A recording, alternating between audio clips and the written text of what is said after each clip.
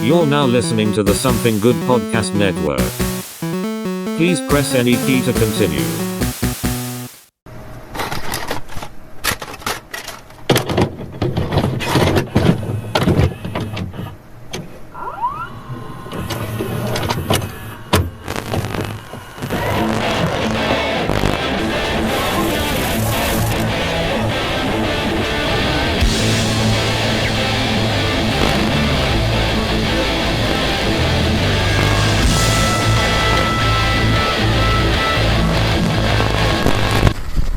Hello everyone, this is Morrison from the Couch Potatoes. We are doing a retrospective on the series The Sopranos, probably the greatest thing HBO will ever create. Yes. Alex is out this episode, so I'm sitting here with... This is Cap. And Quinn. And today we will be covering a retrospective on The Sopranos from HBO. Yeah, we've been talking about it just here and there on Something Good for You on the past Couch Potatoes episodes because we're all kind of rewatching it just randomly. Yeah. At least I have been. Well, it's got a lot of replay value. It's got a lot of replay value. When did you start watching it, Cap? I watched it for the first time. I guess it must have been like 4 or 5 years ago. Mm-hmm. I was living with now ex at the time, and we were just like, neither of us had watched The Sopranos before, and we're like, let's watch the fucking Sopranos. We got HBO, and none of us had seen it. And like everybody here at the table, and a lot of folks that talk about the Sopranos, the rewatch value is so much fun that everybody I've talked to that loves the show has watched it at least 4 or 5 times. Yeah.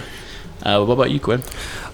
Funny as it is, about the same time period, about 5-6 years ago, and I was actually living with my ex also, and I just decided, dude, it was like to a T, exactly like that. That's hilarious. I actually found it on Amazon Prime. She wasn't really interested in it, but I was just like, I remember seeing this when I was like a little kid. My grandfather used to watch it all the time because he really loved it, and I just was like, all right, let's watch it through, and now, God, I'm on my 5th watch through of it. I started watching it actually in 2008. Hell yeah! Right when it was over with? Right after it ended. Hell yeah! We had Netflix back when they were just sending you DVDs. Yeah. And I had requested the Sopranos season 1 disc. It finally came.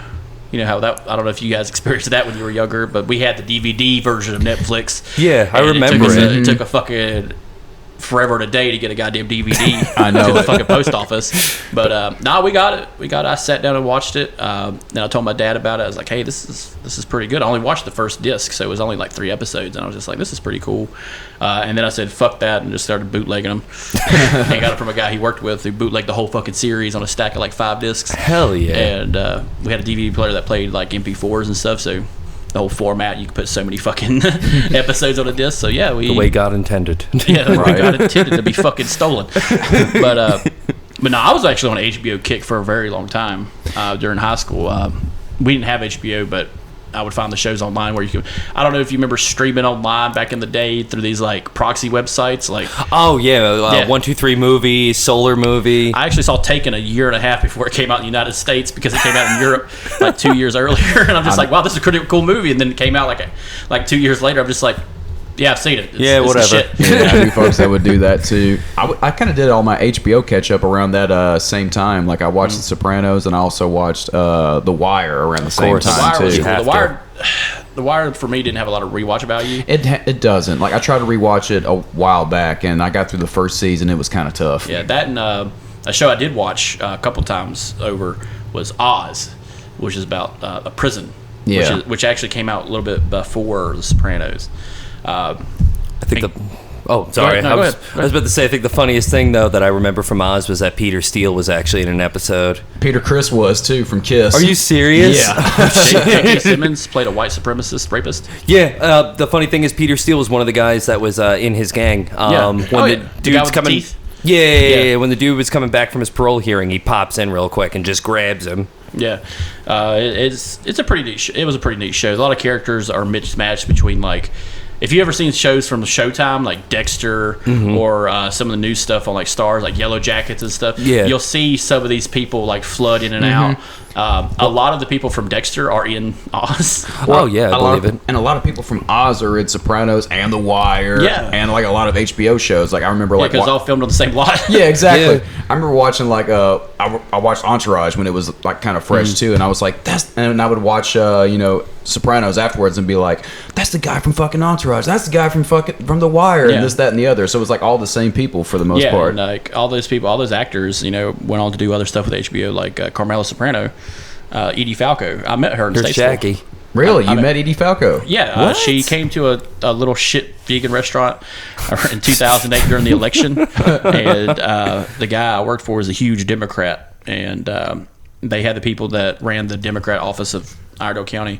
Wait, what were you doing with the? I was a cook. Oh, that was okay, the first gotcha. restaurant I ever worked at. I thought you were like a political vegan restaurant. It was a vegan restaurant. I thought you were like a political advisor at first. For Democrats in 2008. Shit, Hey, I was signed up to be a Republican by a state trooper. Okay, well, he didn't give you a choice in that he matter. didn't give me a choice. No, he's like white, 6'2", eyes of blue, Republican. Here you go, son. Like enjoy the Dixie Classic. Rip rocks. Free bird. Free bird. Just puts a little American flag on your lapel. Oh yeah, I get that every time I vote. Yeah. Look at that shiny motherfucker. I voted twice. Got two. How'd you get 2 stickers? You know how I got 2 stickers. But she came to that restaurant, and it was just a hippie vegan restaurant that had live shows and stuff. I saw a few comedians there, a couple bands. Like that's where I saw Artemis Pyle. Oh, no shit. No shit. That's where I saw him. But she had came and like signed the wall and shit, and then a few years later the place went out of business, and I ended up working at the restaurant that came in after them and painted over that fucking signature. Oh, damn, bro, that sucks. Nobody wanted to save that. No. Bye, Whole Edie different new Falco. owner. We eat meat here at this. We eat steak. Edie Falco, Artemis Pyle. Yeah, it's like let's just erase that shit. But Paint some bacon over it. yeah, paint some stars and stripes. But no, she came to Statesville, and it was pretty neat. Yeah. I only saw her for like a quick second because I was looking in the back, and she's very small. Yeah. Really? Yeah, I thought Tony was a lot taller in the show. Right. From watching, I thought he's probably like 6'4". Yeah. No, he's my height. Really? And she's a lot smaller than she looks because she's wearing heels the whole time during the show. Right. Yeah, so, That's wild, dude. yeah, and it's neat. Like I didn't talk to her or anything, but I was just like, oh hey, that's like, oh, Carmela shit. Soprano. Yeah. Yeah, that was when I first was starting watching the show.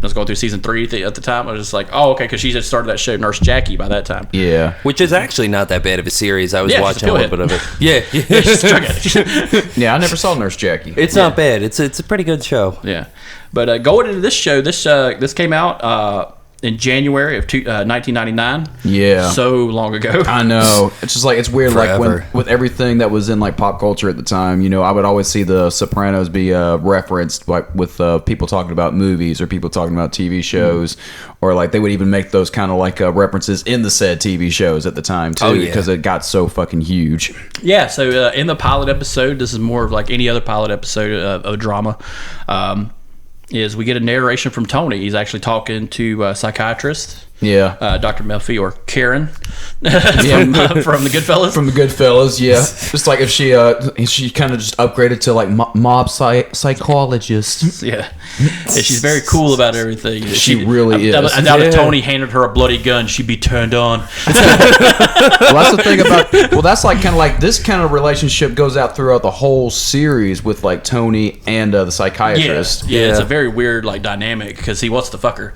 Yeah, And he makes it very clear, and he makes all these advances, and she just keeps brushing him to the side every chance. Yeah, and it's very cold in her delivery, but you see her Yeah. like outside the meetings where she's just losing her shit the Yeah. whole time too. yeah. Well, she's Terrified. She's not a criminal psychologist. She's just talking to a guy who had a panic attack. Yeah, she's just And doing her who job. may or may not chop motherfuckers up. Yeah, and it's one of those things where there's that patient, doctor confidentiality thing. Yeah, where it's and like, she's very like in the beginning. She's very like on the nose because in the narration he talks about kind of what he does. He works with his uncle. His nephew came to pick him up, Christopher. Yeah. And from now on, it's Christopher. yeah, not Christopher. Christopher. Christopher. I caught a lot of hell from that. Just like, oh, fucking Christopher. I was like, hey, at least I'm not a guinea drug addict. Jesus. But, no, he starts narrating the whole, like, going into it. And she stops them, like, immediately. And she's like, first of all, let me just say this. I don't want to pretend I know what you do, but she's like, if this comes out and I feel that you may harm someone in this story, or I feel for like the safety of others, I have to report it, but it's still under confidentiality. Now, what's your job again? Waste management. Yeah, sanitation. Yes. Where he said the environment. I'm just like, God, sucker. And all I see in my head when he said the environment was when he's beating the shit out of Georgie with the ice bucket and he goes, conserve! But yeah, he talks about, so the beginning scene, the opener, he's with Christopher. Christopher's a little bit rough. He's a hothead. Yeah. He's kind of like this series Joe Pesci. Yes. He's got a natural canopy for a nose. Yeah. Speaking of Joe Pesci killed him. Goodfellas. Oh, shit, yeah, you spider. It happens. But before all that, we get this picture of like a family man, because he's trying to build up what happened, why he had a panic attack, or what led up to it, and he talked about the ducks. There was a whole premise about ducks. Yes. And about how, he got so, like, he's literally in a robe, grabs the paper, gets to the kitchen, he's like, oh, the ducks. And I, like, when you first watch the series, it's like, is this guy crazy? Like, it's James Gandolfini. But, like, is he legitimately nuts? Because last time I saw him before that was True Romance. That's the only other thing I could look up The too. only other thing I knew him from was True Romance, the scary guy who worked for Christopher Walken. He gets killed by a fucking corkscrew. Yes. Which plays a callback in season 3. But, Oh, shit, yeah, you're right. Oh, shit. oh, dude, my knowledge of this thing, That I it's didn't kung even... fu, brother. Damn, Kung fucking son. fu, dude. Next we'll do Oz and make you guys really uncomfortable. Because Oh my all it God. is dicks. Yeah, and prison rape. Funny story about that. If you showed up on time, your character didn't get raped or killed. That's a goddamn fact. The dude that made Oz said, if they come up late, he got to make them choose between either getting killed off the show or being raped. Fucking Christ. That's micromanaging, motherfucker. Yeah, for real. Damn, dude. But yeah, he's going ape shit about the ducks. His fucking his daughter, his son. It's his birthday, because that's how it opens up. It's AJ's birthday, and the wife, they don't give a fuck. They're very blasé about Tony, which makes me. The way David Chase wrote it, it made them hateable very quickly. Yeah. It's just like, oh god, who gives a fuck about the ducks? I'm like, it's like He's happy about him. he's happy. It's like if he was this out guy- there with bread, feeding him and everything too. And like in like a post kind of look at it now, it's just like, if this guy's as bad as you say he is, maybe you should be like, yeah, Tom, the fucking ducks are great. Yeah. Please don't kill me. Please don't bury me with these goddamn ducks. So because his wife is, complacent, she gets everything she wants, but she's, she As knows my dad says, a cunt. she's a cunt. But she knows, but like, Tony goes around and like sees other women and she knows about it, but they're not saying anything. His kids are complacent because, they're spoiled and everything too. And Meadow doesn't, she knows, but it's the unspoken. Yeah, there's silence. a lot of that. Yeah. AJ Yeah, is dynamic totally too. blind because AJ's young.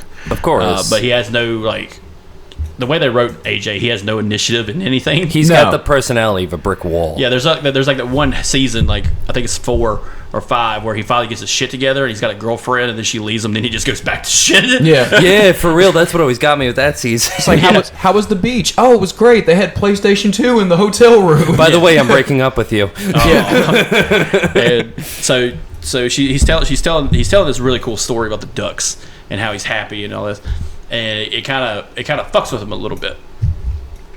Now he talks about going to see his mother later on because he's with Christopher, and he's like, my nephew who works for me, and that's the other thing about Christopher. He's not really his nephew. It's Carm's cousin. Yep. He happened to know his dad. That was the only thing, and I love the familial bonds these people make. Oh, it's yeah. like, oh yeah, Salvatore Bappazzera, that's your uncle, your Uncle Big Pussy. I'm just Yeah, like, Uncle Big Pussy. that's not his uncle at all. No, not at all. Nope. It's not his daddy's brother at all. No. Your Uncle Paulie. Your Uncle Paul, your Uncle Christopher. It's And like- that's one of the things Meadow even says to AJ too. Have you ever noticed why we have so many uncles? Doesn't that not make sense to you? yeah, but AJ, he's just blind to the Nope, fucking nope, world. doesn't even fucking pay attention. He's just He's gonna like- play video games. He's all on that N64, man. Yeah, He's it's all on that 1999. N64, and like he's got like the best band posters from that era too. Yeah, he's wearing a Marilyn Manson shirt. For real. At one I scene, he's know got it. the Stuck Mojo shirt. Yeah. I know, it's just like paste every band that was like heavy metal band from like 1999, Pantera, fucking Manson. And so he's talking about Christopher, and if you remember, there's a scene. He's like, "So I saw this man who I had business dealings with, and it was the guy who owed him money, Hashish, and it was the guy who he didn't owe Tony money, he owed Hesh money, but Hesh works for Tony in a way. Yep. And they run him down in a car. You remember that scene where you first see Tony Soprano just running this dude down in the car and starts beating the shit out of him? And he's just laughing the whole time, chasing him down, too. He told Christopher to get out of the fucking car. Get out of the fucking car, go get him. And Christopher gets his ass kicked. He's coming down. That's right. He's coming down and got his ass kicked. And this dude gets starts nailing him in the fucking thigh because he's like, you broke my fucking leg. He's like, oh yeah, bow, bow, bow. And it's just like, yeah, this is the kind of guy you're fucking dealing with. This is the guy you're rooting for, by the way. Yeah. And like he has to go because they're in front of a government building, which I thought was hilarious. And nobody's he's stopping in broad daylight. because he's a nobody's doctor. The guy who did, he's a doctor.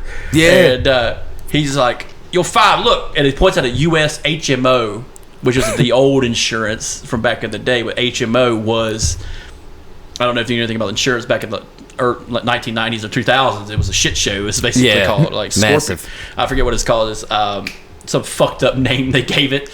Cobra Insurance. That was what it was. Oh my yeah. God. What a fucking acronym. Hey, you need health insurance? We have Cobra Insurance. What the fuck is that? It fucks you. It literally fucks you. I think I was on Cobra Insurance at one point. It's this weird supplemental insurance that isn't worth a fuck. Deductible? What the fuck is that? Oh no, you gotta get sick like 12 fucking times before you get help. This is only your 6th time. Man the fuck up. Take a salt tablet, run a mile. You got a weak immune system. I'm 63 years old. And then he talks, and this is where she stops him again in the conversation. She's like, no. Let me just explain something to you real quick. Stop telling me your criminal bullshit. Yeah. Or he didn't even phrase it like that. He just says something along the lines of like, this guy owed me something. I had to go talk to him. Had a morning meeting. Yeah. And a breakfast meeting. That's what it was, a breakfast meeting. Because he even had the fucking coffee, too, in the car. That's something kind of like a mainstay of the show I really liked. Because like it was always scenes with him and Christopher. Always. Christopher. And it's just like, because he's a driver. Yep. He's not made, it's just a random, he's an enforcer almost. Yeah. Not a captain, just An associate is what the name would be, because he's not quite made yet. He's probably a soldier at that time, but he's not made soldier. into the family. And he's doing his own thing a little bit here and there, doing these little pop market like truck robberies and stuff like that. And he's always kicking up. And that was kind of a funny thing I saw going into the series. It's like he's always kicking money up, and he has this apartment with this woman. And it's just like, what the fuck do they do? Yeah. He's getting like probably $500 every now and then from robbing trucks. Hey, it's the 1990s. Yeah, it works. Rent was probably $350. Yeah, for real though. But yeah, he talks about his panic attacks, which is set off he goes to see his mom next. Which, oh my god, what a shit show! The crux of all of his bullshit. Yeah, and she talks to like when we first hear about Tony's dad, Johnny Boy Soprano. So first thing she says, your father, he was a saint. He was a saint. Yeah. No, the fuck he wasn't. No, he was a criminal too. He was a monster. He killed people. But it's this weird fucking like generational mentality because he's like a depression kid or something. Yeah. And they lived through the 60s and 70s, which kind of great for the time. But you watch it now, it's just like I watched it now. I'm just like, it's 2010. No, it's 1999. Oh my god. Yeah. These are people that are still like flip phones and shit. Yeah, they're around like that survived World War II and stuff like that. Yeah. And Tony watches a lot of History Channel and watches a lot of World War II documentaries and shit. His father-in-law was a World War II veteran. Yeah. Yeah. Hugh was. That's right. I forgot about that. He was 75 years old at the time. But he kind of has that. Old school when men were men and the fucking 40s mentality. Like, and that's shit one thing I hated about the show was that whole Tony thing. He's like, what happened to the Gary Coopers? The Gary Coopers. The strong, silent type, but it's like you never shut the fuck up. But at no point does the psychiatrist at all say, well, Gary Cooper went fucking nuts, right? Like, because he never said anything out loud. It's that whole Bill Burr skit where you see a puppy and you just kind of crush that shit down. Hey, goddammit, nothing. You just like push it down. And then you have a heart attack at 35.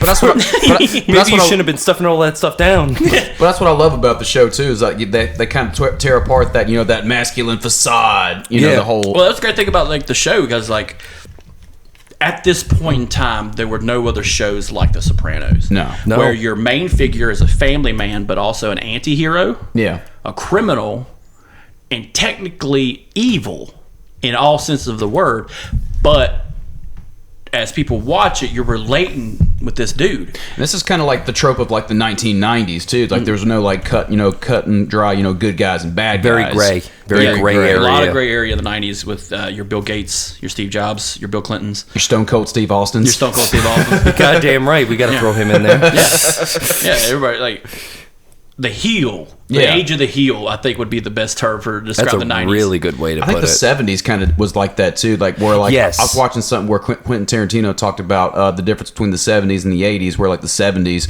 there were your main characters, your protagonists were not very likable, but you were rooting for them. Yeah, but also in the 70s they were very nonchalant about doing rape in movies. Yeah, that kind of shit. That was kind of a constant theme in movies. I'm realizing that. yeah. Taxi Driver is a great example. Sandra Locke, which was Clint Eastwood's wife, got raped in like all her movies. Yeah. Oh, fuck yeah. Jesus Christ. But then, like in the '80s, everybody was like super likable, and then on the '90s, well, like, it's the like the Sopranos do it very well because they're coming into the turn of the century. Yeah. With the Made in America, he's living the American dream. Okay, he's an Italian American. Mm-hmm. He's probably fourth or fifth generation American. Mm-hmm. Not as well as like some of our people who came in the 1800s. Yeah. His came in really the turn of the century of 1910, 1920. Yeah. Very Americanized. He gives his kids everything. Like, that's one thing about Tony. Like, he gets his kids whatever they need. And, like, he compromises a lot. And that's kind of like the idea of, like, immigration itself is, you come to America, your kids make it big, and they're taken care of. That's all you do. Yeah. And it's all in the backdrop of New Jersey, which kind of like plays as its own character, much like New York and like Seinfeld or Spider-Man. Very much like so. that too. And it kind of like plays on, there's a lot of Godfather and Goodfellas tropes, like a lot of modern movies tropes, but it also like pokes fun at that. Yeah. Like they all gather around. They're like, "Hey, do the fucking Pacino impression." Yeah. They're Just like, when I thought I was out, they pull me back in. Yeah, but Which it's is a big part of the fucking first episode. Yeah, second episode. because Syl keeps doing the impression. Yeah. Steven Van Zandt. And we're introduced to like this cadre of characters throughout the show, which are all just different versions of gangsters we've already seen. And I think it's funny, like, when you see Christopher, you don't really know what he is to the gang until they go to the Bada Bing. Yeah, Yep. the strip club that everything's, all the money's kind of funneled through. And you kind of get a lot of, okay, so Tony has a crew of guys. The main four of the cast is Tony, Paulie, Seal, and Christopher. And that's it. And to a lesser extent, Big Pussy. Big pussy. But, like, out of the 86 episodes, those motherfuckers are in the high 80s. Yeah. Of every episode. So there's only one character. Tony is the only person who's in every episode. Yep. That's the only person. And I think it's funny because Edie Falco is like one episode off because she doesn't appear in one episode. Yeah, that's right. It's one of those weird dream episodes. It was When he was in the coma. The dream episodes are the worst episodes. I like those. I like the symbolism that was in there because I think David Chase really kind of took a interesting artistic direction with them where it kind of highlighted. I think it would be funny if he had like David Fincher come on. Just Oh my god! I thought you were gonna say David Lynch. Oh my god! Let's make it weird. We're gonna make it weird. And then Dennis Hopper shows up and just says some fucked up shit. he looks like Bowser from the fucking Super Mario movie. Also, Like it's fucking Dennis Hopper. But so like this is basically this whole episode is just setting up your characters because we know you're introduced to Tony, Melfi, Chris. These characters are here the whole time, and if you notice, there's some like I did notice like I started watching season 1 again yesterday, and I noticed that Saccioli's in the first episode is not Saccioli's, it's Centralia or something. And that's the restaurant where they go sit outside on the porch to get which they stopped doing very quickly after season 3 because this is like let's not talk out in front of a goddamn pig store. but things get like really complicated really fast. Yes, and a lot of it kind of like is predicated on the actions of Uncle June or Uncle Junior. So when we meet Uncle June, he's planning on killing someone in Vesuvio's. Vesuvio's 1. Little pussy. Little pussy. Not my pussy. Not my pussy? No, not your pussy. The other pussy. The other pussy. And I was like, that's a nickname. And I'm just like, that's such a weird fucking nickname. Dude. Because if you remember the game, the Sopranos game where you the Rise to Respect. Yeah. And you play as Boppicero Jr. You basically play as Little Pussy. Yeah. Buffett not Little Pussy, the one they kill. But you play as fucking Big Pussy's son. That game was so fucking weird, dude. Well, you had cool fatalities. You can kill a man with a toilet. Yeah, that was like the one redeemable thing. They did the same thing in the Punisher game from PS2 where you could just torture people. Good. Yeah, it's like, hey, I got a circular assault. What are you gonna do? I'm cut your fucking arm off. There was a Godfather game that was like that too. And Mafia. Yes. That's how Mafia got so popular. Yes, because of games like that, and they were able to write an original story. Yeah. Later on, and then maybe Mafia 3, and it kind of what the hell. But yeah, those were all like the original characters that all show up in the first episode. Yeah. All these mainstays. Yeah, and this actually had some mixed reviews when it first came out. A lot of Italian Americans came out against it. Really? In the beginning, even though there was no like real derogatory thing going on in the show that happens later on. But the show doesn't actually really kick off until after probably like the 5th or 6th episode, where it gains super popularity. Because there's not a lot of like mob violence in the first few episodes. Yeah, it's not like there when you was watch the killing that Christopher did, I think, in either the first or second episode with the first episode. The Emil guy, the Czech Czech Republic guy. Yeah, so we find out that during one of their little sit downs in front of the pork store. That's what I'm just gonna call it. That's what it is. Yeah, you got some gabagool. Yeah. Who ate all the gabagool? That's the thing about the show too. Whenever I watch it, I'm like, oh, I'm craving some Italian. Dude, every time I watch it, I always find myself just eating a bowl of pasta. I don't know how the pasta got there, but it's there now. Hey, we're having Zitti. Yes. Oh yeah, that was one thing. I don't know if you guys probably caught it by watching the show. You always hear James Gandolfini breathe.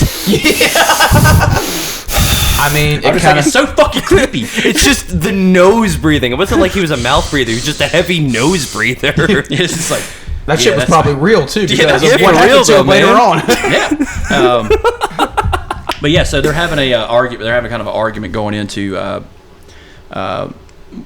with the gangster, these Czech Republic gangsters, and this is how Christopher we got a sense of what Christopher does. He kills people, and I just love the first episode. We've been talking about it for a while, but like, there's so many funny shit that happens in there, like the Luca Brasi statement he makes, and Big Pussy drops the body. He's like, "No, it's Luca Brasi." Yeah, and there's a difference between this situation and the fucking Luca Brasi situation. These are all gangsters, but these are also just Jersey fucks who are just mob movie nerds too. Yeah. That's just like the icing on the cake at that point. Yeah, it just kind of pokes fun at like the mob culture too. Altogether. And so they're going back to Tony's house. So how the episode ends is like we see the panic attack. The ducks start flapping their wings and they leave, which is kind of symbolic of a family leaving. And he has a fucking panic attack. He about blows up the grill too, which I loved because he drops the liquid lighter fluid on the charcoal grill, and it explodes. And Carmel's like, "Oh my god!" And I love Seal. The flame's out, by the way. The flame's out, but he's like kills up the fire. Yeah. Seal, you fucking like. Seal's such a weird character throughout the series. I love Seal though. I was saying before we started rolling, his face does not change. His expression does not change. He's just got that bulldog face the whole time. So going into episode 2, 46 long, this is basically just a whole episode about Tony trying to tell his mom to go to a fucking nursing home. It's a retirement community. You'll be with people your fucking age. And his mom is just driving him up the wall. Oh God! You just want to put me in a home. Yeah, and I really don't like her so fucking much. The great thing about The Sopranos is when I watched it was the first time I realized I could hate a woman in television. I could hate like that was. I'm serious. Like as a girl and as an adult, when you like watch shows like Game of Thrones or Breaking Bad, or anything on AMC where they make you hate blonde women, like. Bro, where is he wrong with that? He's not wrong. It's a subtlety. It's a subtlety of knowledge that AMC makes you hate blonde women. AMC might make you a serial killer. And HBO. But like I watched these shows. I'm just like, it's so well written that if you could hate someone, be it a character, that means they did a good job. Yeah. That's perfect. I remember I've heard about it watching Game of Thrones, but she hated Lena Headey. I'm just like, that's not how I saw Lena Headey. I saw her in other stuff. And I'm just like, I can't see her as this bad person. And then I made the joke, she's making Westeros great again. And this is like, you're a piece of shit. Mass genocide is pretty much what she brought. My God. Like, she was bringing stability to the region. Sometimes you gotta break a few eggs. Yeah. And sometimes you got to break a few necks. But yeah, I'm watching this and it's kind of surreal watching it again. I don't know if you guys are in the middle of rewatching it anyway. Yeah. Some of you guys, but 1999 is still pre 9/11. Yeah, and you still see this theme piece where they show the Twin Towers and the Jersey Turnpike and everything. Yeah, because it's just Tony coming from New York to New Jersey or whatever, you know. Yeah. And it's a very weird dynamic going into it because when this show came out, I'm fucking 10 years old. I had never seen it, but I watched it later on. I'm just like, damn, that kind of gives you it is a touchstone series because it does change television when it comes out. But even the story curves around it though too. But post 9/11 with the FBI agents, with I totally forgot Agent. Oh God, I know it is. I know who you're talking about, but I can't think of his name. But they right were now, in too. It was him and another FBI agent that were in the pork store at one point in one of the later seasons, and Christopher and Tony are talking to them, and basically they tell them more or less that they're not really concerned about the mob anymore. They're more focused on Middle Eastern terrorism at that time. Did you ever watch House of Cards? A little bit of it. You remember Kevin Spacey's second-hand man? The dude. Yes, that's the other agent. And you know what's funny about that other agent? He was in Dawn of the Dead also. That was CJ. Yeah. The fucking security guard with a mustache. Yeah. Oh wow. Great actor. He plays a great guy who kills women. That's what he does. That's what he does in shows. You're not they wrong. always make him kill a woman. You're not wrong. But yeah, with episode 2, it's mostly focused around Tony's mom, who's the bane of his existence, The black hole of the family. Yeah. She's a black hole. That's what he calls her. He has nothing nice to say about her, and she has nothing nice to say about anybody. Yeah, and she's real tight with Junior for being a sister-in-law to a mobster. She's very tight with him, and it kind of gives off that vibe of the generational gap of these two families. He's got his family at home, and then he's got his family at work, and there's all this intermingling, and it creates a weird dynamic going in. And it makes Uncle Junior very bitter too, because he's not getting respected. Yeah, he's not getting the respect he thinks he deserves because of his age. And one of the things that's kind of fucked up is that this is all happening while Jackie Aprile is dying. Yeah. He finds out that he has cancer. And we see him in the hospital. And before that, we saw him at Satriali's, trying to move over a dispute of Christopher robbing a truck. Yeah, because he was the boss at the time, the acting boss, because their DeMeo was the actual boss. Jackie's father. That's who that. The one Okay, who's in charge. And then there's a few lines of dialogue. Oh no, he went to prison for life. Yeah, and Jackie's in charge. Yeah, and they make the comments who's going to run things after you, and this kind of gives a really fucked up dynamic of how selfish these people really are. Yeah, because they don't care. They really don't fucking care. No, at all. They're out for themselves, and I think that is a really cool contrast of if you've been watching gangster movies pre Goodfellas, it's really different. The selfishness of it. The best way I've heard it described is The Godfather is how La Cosa Nostra, the mob, wanted to look, and Goodfellas was how they actually fucking were. Yeah. Just ragtag bunch of motherfuckers just shooting stealing. Random people. Just animals. Fucking crazy. Walking, talking sociopaths. And it kind of bleeds into other mob movies, especially now, going back to 2015's Black Mass. We really see that's a good one. In that one it's about Whitey Bulger, but you see even a non-Italian mob, Irish mob, you really see how careless they are, and how they try to paint them as a certain way, and they nail it, because I will say Johnny Depp, that's probably I think that's his best movie. Really? That was one of his best roles. Yeah, I will agree with you. I haven't seen that, but the Whitey Bulger story is always fascinating. So me he too. plays Whitey amazing, man. And you don't realize it's him. I will say, there are times where you watch that movie where you forget it's Johnny Depp. Yeah. You feel like you're watching the actual Whitey Bulger talking. That's in my top 5 gangster movies. Yeah. I need to watch that then. Yeah, it's right up there with Godfather, I think. Just in surrealism of just the mob itself. Because he loses his mind. He's slowly losing his mind during the whole fucking thing. Mm-hmm. And it's kind of with this show, Tony is slowly losing it. Yeah. Every now and then. He has these ups and downs, but in this one, when he's talking to Melfi, she says, "Fuck it, I'm going to prescribe you some Prozac because you're fucking depressed." Yeah, shit. and he has no idea like the effects of Prozac. Like he's a lot of people who during that time, and I knew the first-hand experience of this of being put on like Ritalin or some type of prescription drug, and like seeing the effects immediately as opposed to Prozac, which you have to build up, and you have to build up a tolerance to Prozac before it could work. You have to build it up in your system. As Usually takes about a month and a half. And the same thing with Adderall. Yeah. And Ritalin. You got to build that shit up. My parents took me off that shit immediately. Well, Henry Rollins was on that for fucking years before he got off. Black flag, red flag, two flag, blue flag.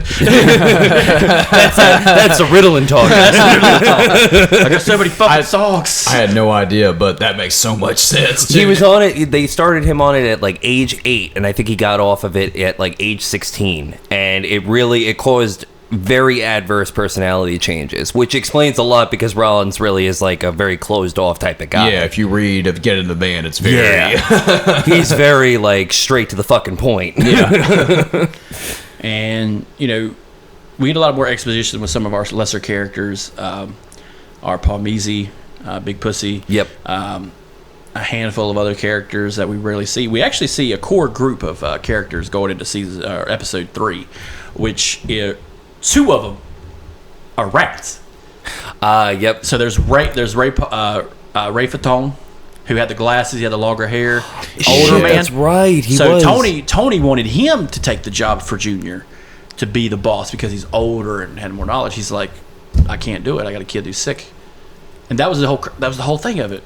Yeah. And then you had the guy who died drinking a Diet Coke. I forget his name. Larry Boy? No, Larry Boy lived. Larry Boy didn't die. Tony shot him in the chest while he was drinking a Diet Coke. Yeah. Oh, you're talking about the same kid who played Colosimo in Bronx Tale. What's his name? Lilo Brancato. What's his name? Yeah. Oh, I was about to say this wasn't Mikey. No. This Lilo Brancato, but Okay. he comes in a little bit later on. Christopher is the one who brings them in. Yeah, that's right. That's in It's season him and 2. yeah. Yeah. It's him and another guy named Sean. Yeah. And so you go into it. Now I'm talking about the fat guy, Oh, Jimmy Altieri. Jimmy Altieri. Yeah. Jimmy Altieri turned rap. Yeah. And they all it slowly devolved. Like that whole core group right there just fucking disappear after that fucking table meeting. For real though. And like I said, going into episode 3, Jimmy Palmese is actually like that guy in Junior's ear. Mikey. Yeah, Mikey Potter's. Yeah. He's in Junior's ear, being like, "Man, fuck this Tony Soprano Yeah. motherfucker." And then it kind of goes to a head where they kill Brennan. Yep. Christopher's friend and accomplice, and they kidnap Christopher. With the Russian guys that kidnap him, take him out to the pier. They're going to shoot him, and he's freaking out because the whole time he's thinking, "Oh fuck." I sold meadow meth. Yeah, that's why I'm getting killed. That's like, tell her I'm sorry, I didn't mean to. He's fucking screaming. Because Meadows wanting to cram for an exam. Yeah, so she can get into college. It's like that was another thing in a side character that I got there was a lot of underappreciation with, which made me hate Carmela more. Was Hunter. Meadows' friend. Yeah. The priest? Hunter was Meadows' friend. That was the girl. chick.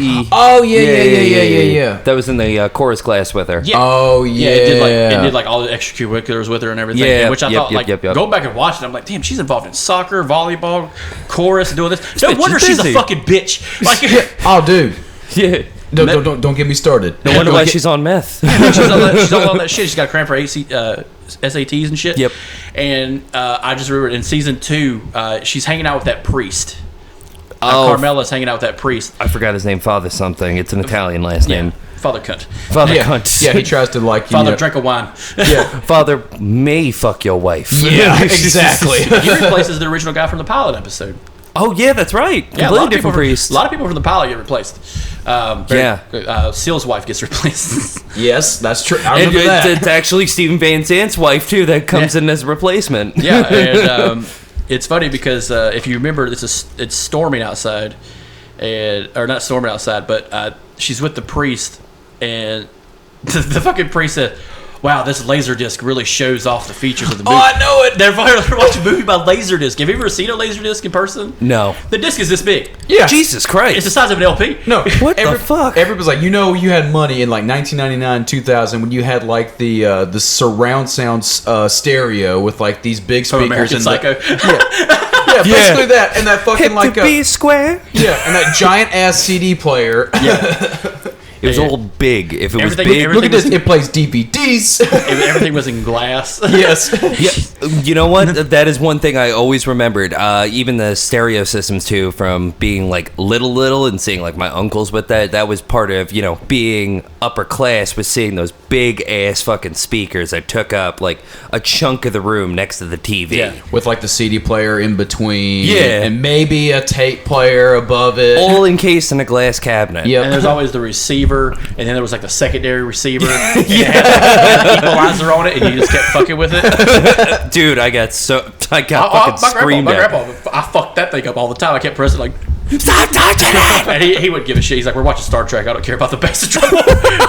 But now, the priest comes over. Carmela's got some baked ziti and And shit. they're hanging out, and she's basically used it as a therapy session. And she hears at the back window of the house. And do you remember what she does when she starts hearing? She's like, someone's trying to break in. She gets the fucking AK-47. Yes! Yeah. Opens up that fake column that's it's like a pantry, and just whack. And he's like, Carm, what the fuck? She's like, back the fuck up, motherfucker! And this fucking Meadow trying to break into her own Mom, room. what the fuck? Watch And, your like, mouth. If you look very closely, you can tell it's a fake gun because there's the where the barrel is. The barrel's closed. It's got a cap. It's got like a cap thing in it. And I just love that she had the clip in it and just Oh, yeah, ready she to fucking go. Dude, he already had the clip in it, and she's already just like rocking it back. She And loaded that shit like Fallujah style. I want to see that episode. Carmela training to use a fucking AK. AK. Yeah. She's with Christopher. He's high as shit. Just fucking. Nah, Cobby.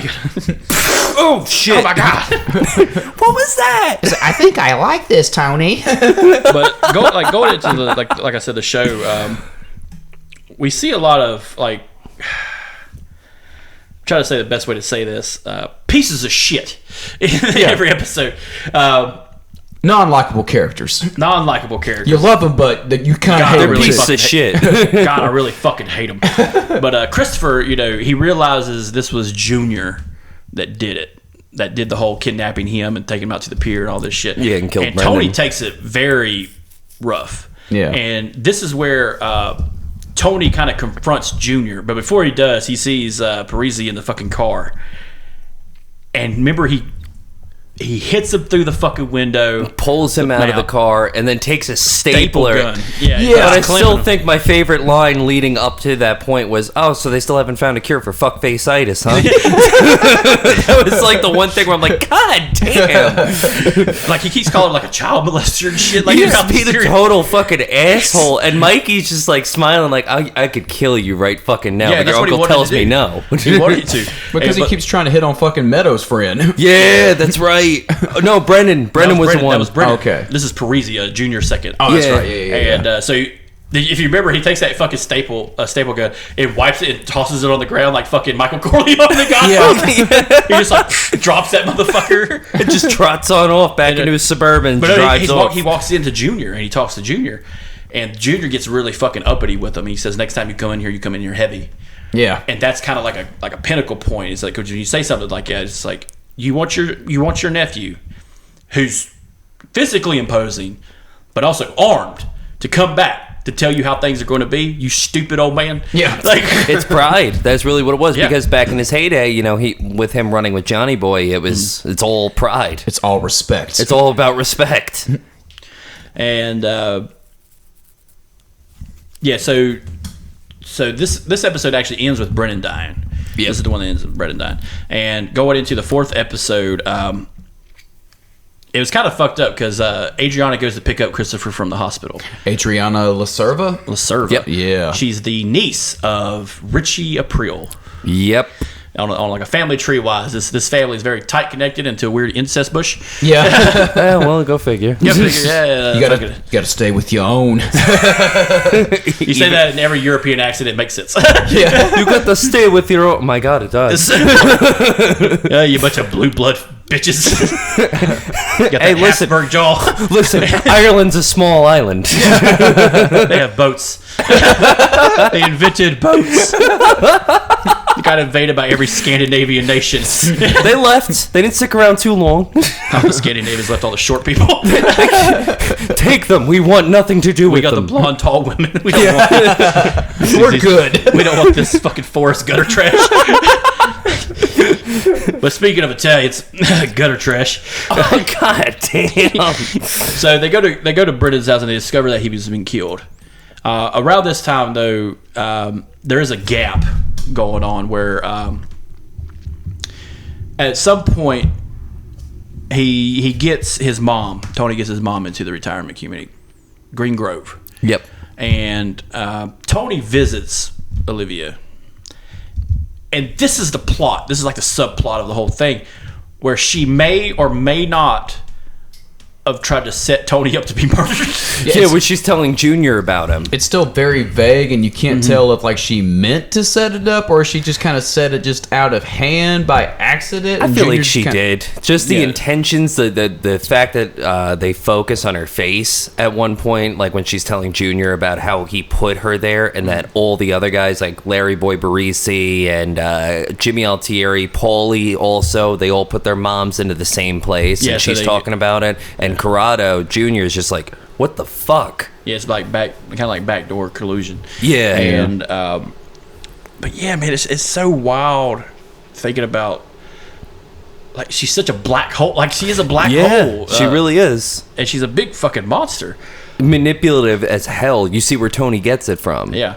And around this time, they have the birthday party for AJ. They had rescheduled it after this little panic attack.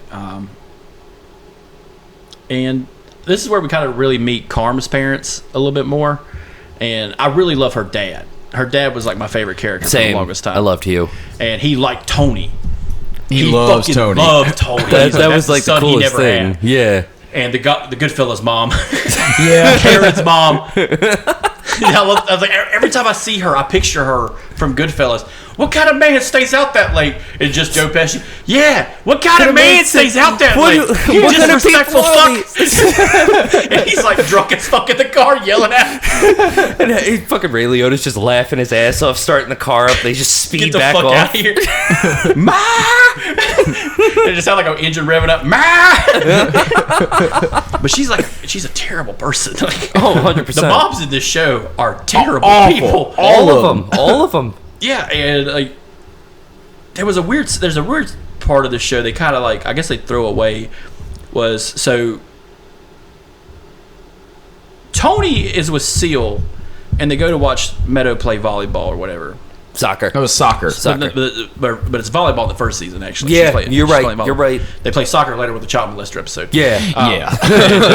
Take the fucking TV. This TV stays. And like Paulie put it with his hands together like this. And doing the two finger. My coach did that shit when I was in high He does the school. fucking. He does like the Maloik, the evil eye shit. Yeah. And the bad thing is, after watching that, I can't help but fucking do that. It's like a by proxy movement now. And that's why Ronnie James Dio did that on stage, because Yeah. he came from an Italian immigrant Yep. family that would do that. His grandmother. Yep. And like it's so weird. Like they kind of throw it away. Seal has a daughter the same age Yeah. as Meadow, And he owns a strip club. but not just that, but like they throw that fact away after the whole child molester episode. They don't give a backstory to like Sil or anything. Not really. They just talk about how they we went know to... more about Bobby Bapacero than we do about Seal. Yeah. You got... And Sil's a mainstay. Or Yeah, Bobby for real. Bacala, sir. Oh, Yeah. you I know what you meant. You So many fucking characters. There in was a this lot show. of names. Hey, Bobby Bacala, like a salad. Look, it's like an ad for a fucking weight loss I know. commercial. Before and way before. This fucking guy always breaking balls. I love Bobby. Bobby was one of my... He's like the lovable oaf. He is. And so this episode kind of ends on a really fucked up note where they're at the Bada Bing, and Tony sees that Jackie died. Starts crying. Yeah, he starts losing it because it's like, holy The shit. He's like, cancer hey, shut the fucking music off. And like, they're all watching it. And here comes they're still setting up shots, to drink on behalf of Jackie. And here comes fucking Christopher with a fucking neck brace. Tony, we gotta do this, and this. He killed my fucking friend, blah, blah, blah. We gotta fucking. We gotta kill. We gotta go Scarface. shit. He starts rambling like an idiot.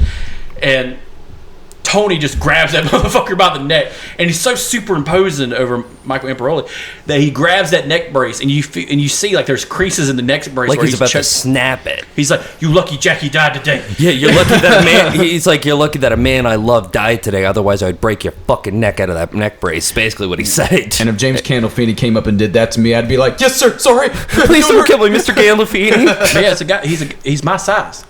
And he's also But his hands. his hands he's and got his shoulders. fucking bare and- hands. He's got meat hooks. Yeah, meat hooks. He's got those meat. He's got big meaty My hand's claws. big, but it's not a meat hook hand. He's very imposing. Mine's a proper slap hand. Like That is a slap, and the rest of your face follows that shit down type of hand. And going into episode 5, it's 10 episodes, but just real quick, this is the episode that saved the series, College. Yeah. Yeah. This is a perfect episode because it shows what Tony is all about. And the duality of his existence too. Yeah, so we got the family man taking his daughter off to see different schools and stuff like that. All the while hunting a rat. Yeah, hunting a rat. Well, he finds the rat just kind of just shows up like he's At a one gas of the station. Yeah, He's on the phone. First, he calls his Guma. Yeah. The Russian girl. He Yes. calls her, and that's the Yeah. Svetlana talk where he's talking about she comes to America, gets married. yeah. Tony's married, but he's seeing women on the side. Yeah, too. but his whore basically is Yeah. like. Yeah, that's what a guma is. Yeah, his you whore got your wife basically. and you got She's your like, guma. my friend Svetlana. She comes to America and gets married because a guy at a grocery store picks her up because she lost her leg, her front leg. her prosthetic It shows leg. up later on down the series, and I love Svetlana. Svetlana's one of my Svetlana's favorites. awesome. Yeah, she was a You badass. take my leg, Janice, I'll fucking kill you. A cigarette in her mouth and everything. Just fucking she's gangster as fuck. Yeah. She's Tony Soprano, the female. Like, Yes. Yeah, Yes. for real. 100%. But yeah, so then he calls his wife, and she's sick. Carmela's sick in this episode. She can't get out of bed, and there's this weird like tension between Meadow and Tony, of where she just straight up asks, Are you in the mafia? Mob? Are you Yeah. mob? He's like, what? And he gives that clueless look. James Gandolfini's a perfect fucking actor when he does this kind of stuff. Especially with the expressions. Because while I was doing like research for this, I did like the best moments in James Gandolfini, and 2 of them are on Sesame Street, where he's basically where he's talking to a Muppet about like, she's like, I feel sad. He's like, yeah, I know how that is. And I'm just like, I want to see this so bad.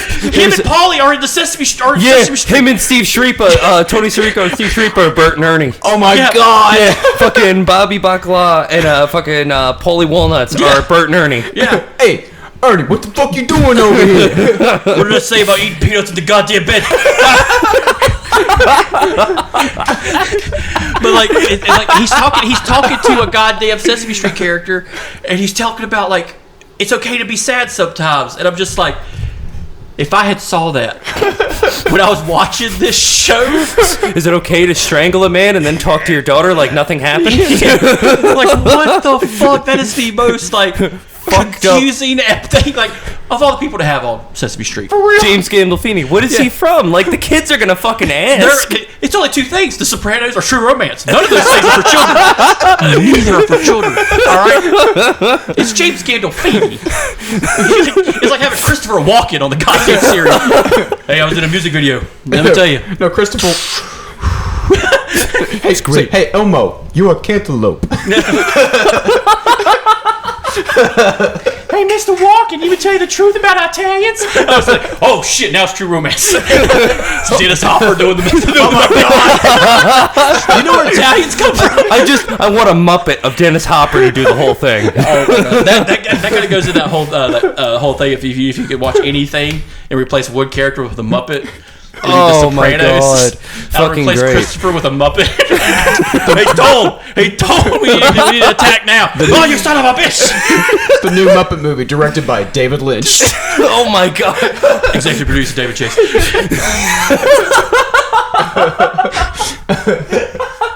Written by Terrence Winter. Oh, Christopher Columbus. It just make it really fucking weird. Yeah. So the whole this episode actually saved the series. David Chase had talked about this multiple times. He said he had fought really hard to make it to where Tony kills the guy. Yeah. Because HBO had said, no, we don't want Tony to do it. We don't want him to kill him. He's like, no, you don't understand. This is what his character's all about. And David Chase really fought for that. And it is a brutal scene. Because he sneaks up, because the guy has a gun, and he knows Tony's following him. He knows someone's following him. He's not really quite sure if it's Tony Soprano. And that would be kind of odd. A lead of a crew finding you and killing you himself. Especially after this leading up to the war, too. You would think back in Jersey, he'd be too busy trying to hold court. Yeah. And he fucking strangles him out with fucking wire. Yep. And it's a brutal fucking scene. Because it lasts. It's like it's not a quick shot to the head like some of the other killings in this show are. Yeah. It's like he fucking draws that shit out. Like you see the strain, his hands start to get cut from the wire. You hear Tony saying shit out loud like, I knew it was you, you rat piece of shit. Yeah. You think I wouldn't find you, rat fuck? Yeah. And it's just a fucking wild scene, and I think because they made it last so long to keep the realism of having to strangle someone. Yeah.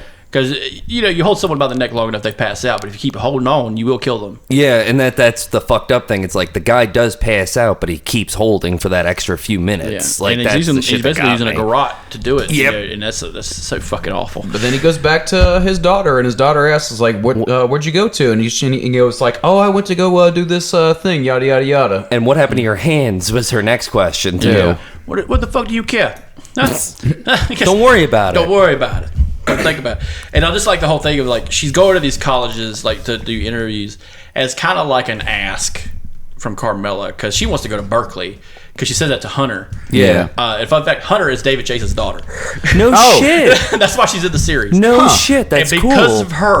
Because of Hunter, and she returned later on, is why I really hate fucking Carmela. There's a scene with her and Carmela, and I'm just like, that makes Carmela the villain in the series. There's an episode with her and Hunter, and I'm just like, that right there is why Carmela's a fucking cunt. Shit.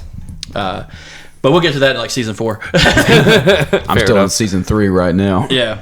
Oh, you're at a good spot. Season 3 is fun. Season 3 is great. I love season 3. That is one of my favorites.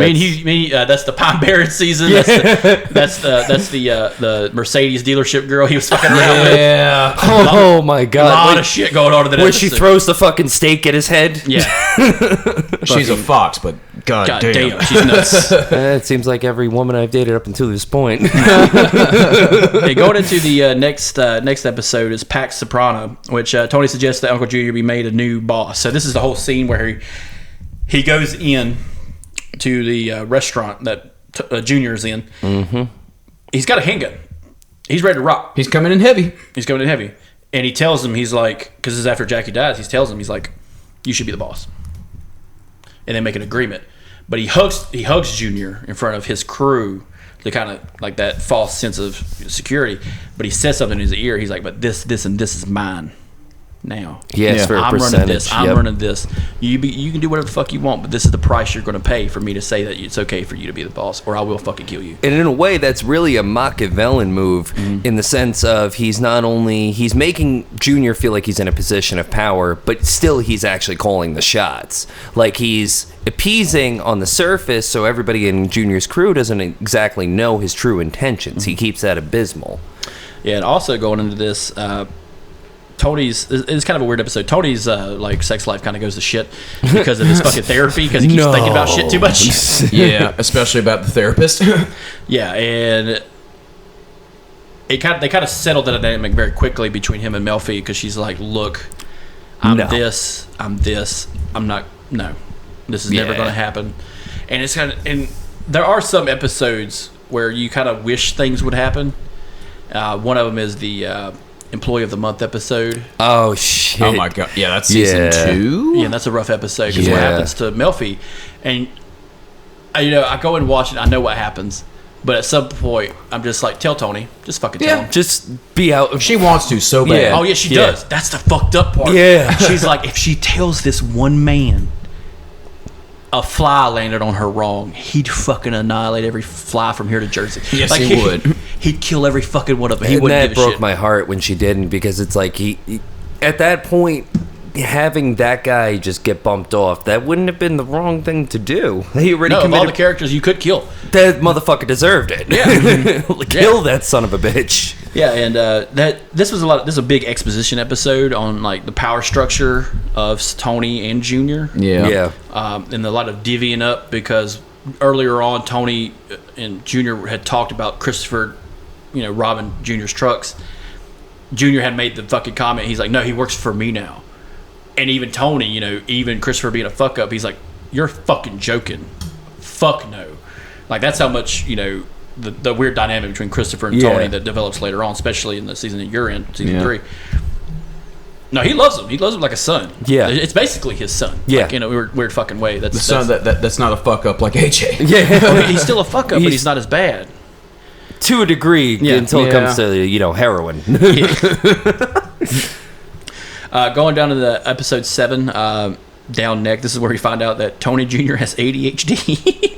Yeah. And they're like so like pissed about it too, because like That's what always got me. They were mad at the kid for having ADHD. or like they denied it. He does not have ADD or ADHD. He's normal. Yeah, and then it's Tony talking to the therapist, and she's trying to tell him, hey, look, this is what attention deficit disorder is. And this is and it's totally fine and yada yada. But of course, Tony and his Gary Cooper bullshit kind of kick is like, no. Yeah, it doesn't exist. But I like how, like, when it comes to like weird scientific stuff, he'll bring it up to her and she'll describe it in a way he understands, and then he's accepting of it. Yeah. Like the whole Jackie having cancer thing, and he's like, oh, so you're a doctor, right? She's like, yeah, in a sense. Like, I do therapy and psychiatry. And she talks about, Jackie having cancer, and she's like, well, I don't really know his diagnosis, blah blah blah. And she's trying to be subtle about saying, I'm not a fucking cancer doctor. Yeah, like, I don't know shit. I'm not a when it comes fucking to this. oncologist. Yeah.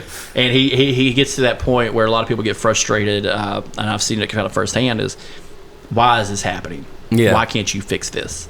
And especially for the past like 2 years here in real life, we kind of see that kind of live with COVID and everything. Yeah. Why can't y'all fucking fix this? Yeah. Fix it, fix it, fix it, fix it, Yeah. fix it. But yeah, AJ is real heavy in this episode. I don't fucking like AJ. And the more he progresses on, I really fucking hate him.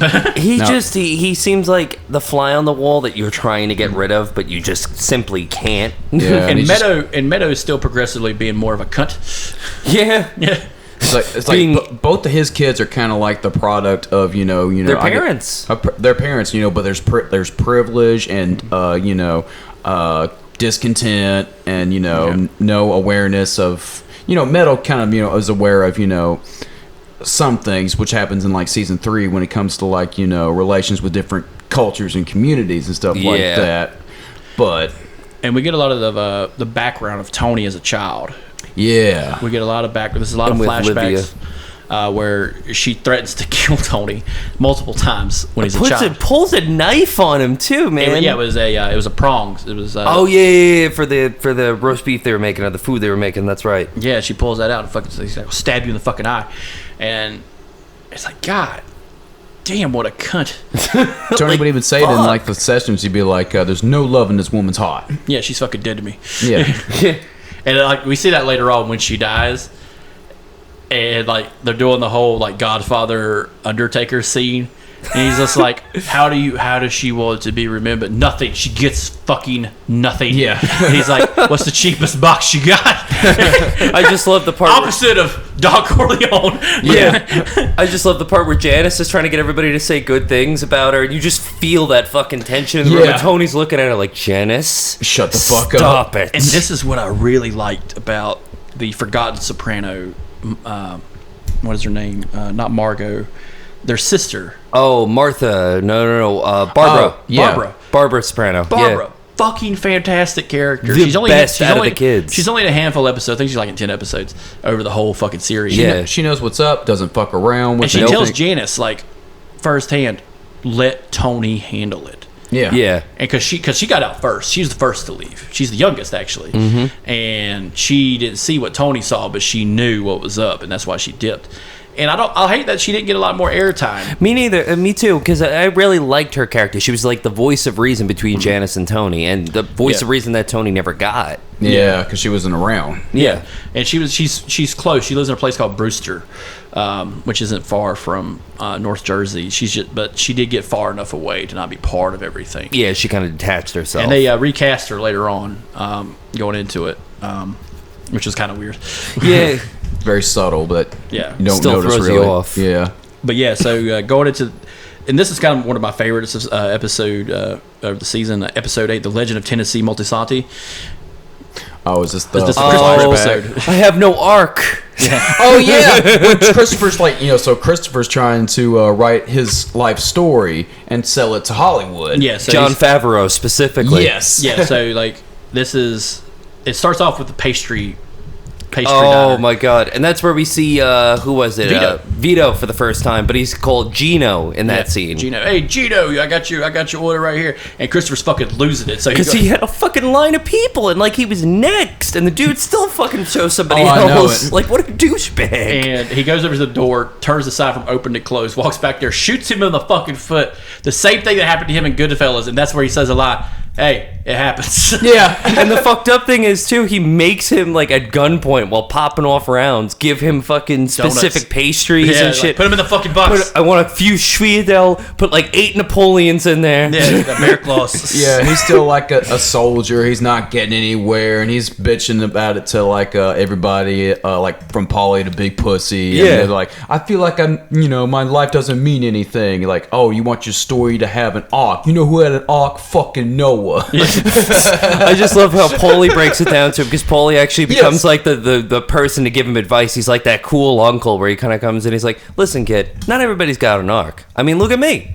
Like, I was in the army for a few years. I got out, got involved with some stuff, went into the joint for a couple of more years, and now I'm here. I'm I happy- didn't have no arc, and I'm happy. I'm half a wise guy. Yeah, I'm pretty sure Paulie has some weird version of Tourette's. For real, though. Because his shit's just off the fucking wall. Yeah. His Tourette's is just that look that he gives where it's just like, yeah. That racist, angry Italian man look. I've watched the show enough to hate Paulie.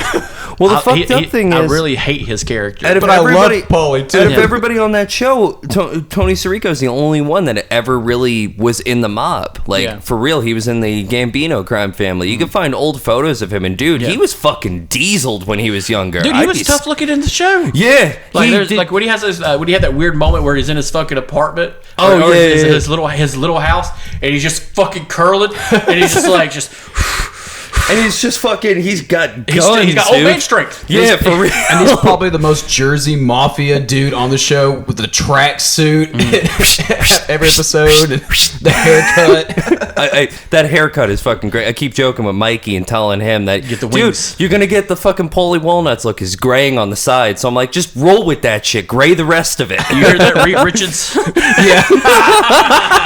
Grow out the wings. For real though. Oh, muscles marinara. Muscles marinara over here. Tell Grandpa Gorilla to learn them grits. Racing stripes. It matches the Adidas.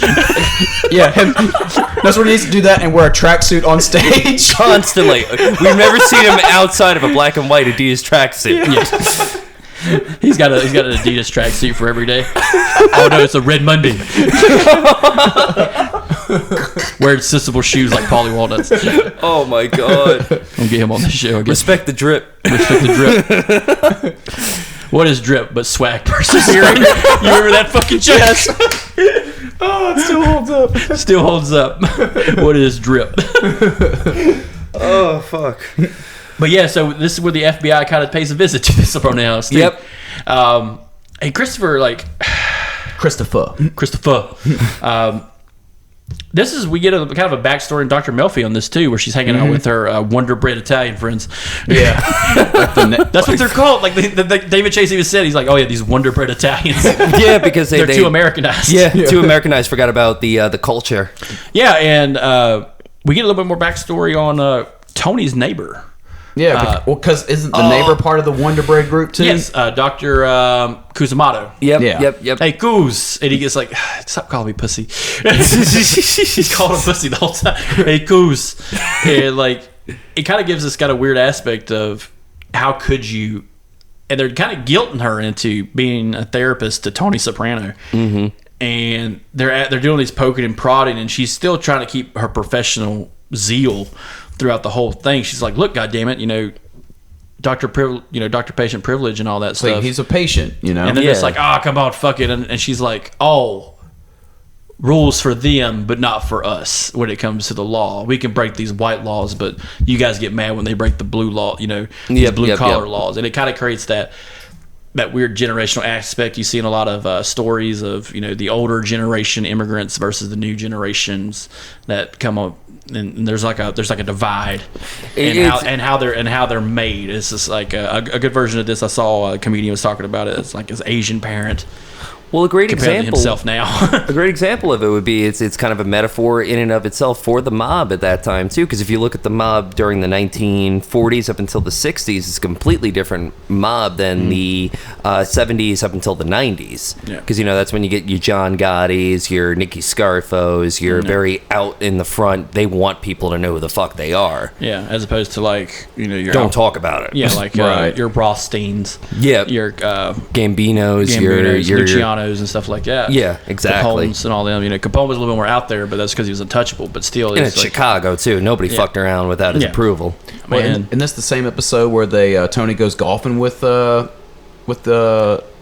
Wonder Bread Italians, and that's later on. Okay, yeah, that's later on because he has a discussion with Kuzumato. Because Kuzmano's wife is having a discussion with Carmela about colleges, and that's the whole that's the whole arc of, hey, could you give Meadow a recommendation? Yeah, and she turns mob real fucking quick. She's conveniently a mob person. She doesn't bribe with money; she bribes with food and cooking. Yeah, that was the one thing that she kept doing. But it's also a vague threat. Yeah, implied with that. It kind of reminds me of that scene in Shawshank Redemption, where the guy's handing him a pie. And he's just like, look, me and my guys really need this fruit. Here, my wife made you a pie. And there's like 10 grand in the pie. Yeah, exactly. He gives it to fucking Tim Robbins' character. Hey, this guy, his wife made a shitty pie. You want the rest of it? His missus can't cook for shit. Yeah, can't cook for shit. Oh my god, that's my favorite. That's my favorite movie. I love that fucking too, movie. Man. I love that. #1 on IMDb, baby. Oh shit, hell yeah. And going into episode 9, we go Boca.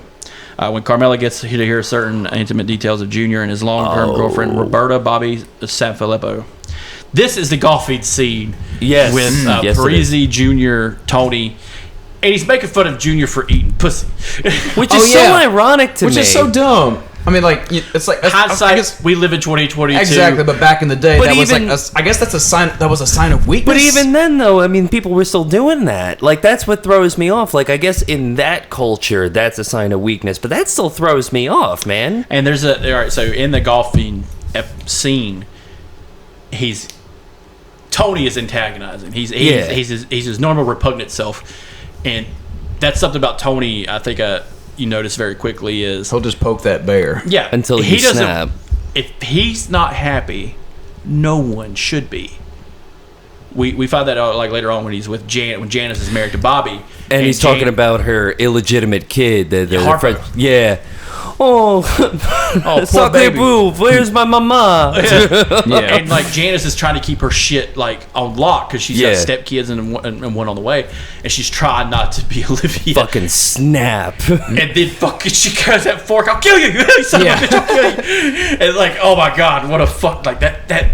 That's Tony though. That's just an asshole. If anybody else is happy, they don't deserve to be happy. Yeah. And, you watch it now. Like I still love Tony Soprano. Oh yeah, great too, dude. But you have to acknowledge, you have to stand back sometimes. Like, yeah, this dog will fucking bite you. It's got teeth, don't it? But they're doing this whole fucking like back and forth. But Junior knows that Tony's seeing a therapist, and they're both shooting these innuendos back and forth until it's like this is going to come to a head, and someone's really going to get fucked up. Yeah.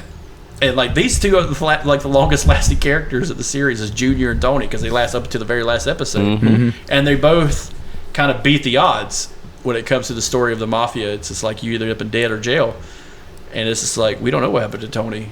We assume, but we don't know. Junior didn't go to jail. He's in a mental asylum. Yeah, he's in a hospital. They kind of broke the mold with those two characters, and they both have like just kind of just things that normal people do, whether it's going to therapy or cunnilingus that bring them down. sometimes one in the same. Yeah. And so this is also the B plot of this one is Tony or Meadows' friend tries to commit suicide. Yeah. Oh yeah. On her soccer team. Yeah. And this is actually we get to see Seal's daughter too because they played in soccer together. Yeah. And we never see her again. Nope. Like she doesn't fucking exist. It's like a quick scene too. It's him yelling to her about something about how she's playing, and then that's it. Yep. And then like the only notice how we see her or not just hear about her is Tony talking about Meadow going to college, and he's like, "Hey, Seal, how's your daughter doing at such and such university?"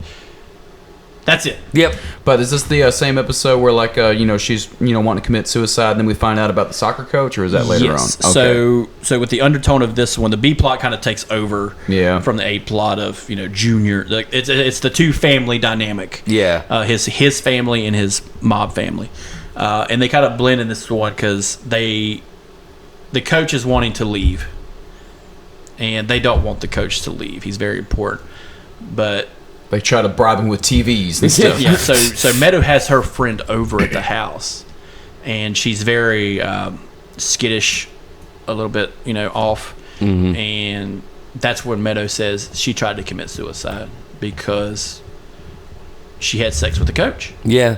And Artie Bucco also like fucking snaps too, and basically more or less tells Tony that they need to kill this motherfucker. We haven't talked about Artie Bucco yet. That was where Little Pussy was supposed to get killed, was in his restaurant. Yeah, and they burned it down. Yep. Yeah. And Artie didn't know about that until Livia tells him something later on. Being her evil self as usual. And yeah, the 4 out of 5 times that Tony almost gets clipped within like the first 3 seasons is all Livia's fault. Oh yeah. Right. I just found it funny that Artie tried to kill him with a fucking hunting rifle at close range. Scope and all. Yeah. He would have ate that motherfucker, dude. Like if Tony would have shoved that motherfucking thing so down his goddamn throat. Shoots him in the face, just punches him in the face. No, but Tony's just like He lowers the thing down. Because Artie can't shoot him. That's one of his best friends. That's his best friend. Even though Artie Bucco knows that Tony's the one that. And Tony tried to help this motherfucker. Yeah. He's like, hey, I got these comp tickets to the Caribbean. I can't go.